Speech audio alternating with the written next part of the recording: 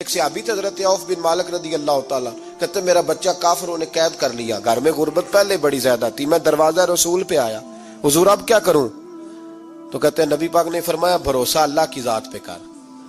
توکل اللہ کی ذات پہ کر، اور گھر جا کے تسبیح لے کے میاں بیوی بیٹھ جاؤ اور پڑھو لا حول ولا قوت الا باللہ العلی العظیم، جاؤ پڑھو جا کے۔ کہتے میں گھر بیٹھا ابھی چند تسبیحاں پڑھی تھی کہ دروازے پہ دستک ہوئی، دروازہ کھولا تو میرا بیٹا دروازے پہ کھڑا تھا، پلٹ کے دیکھا تو 400 بکریاں بھی لایا تھا۔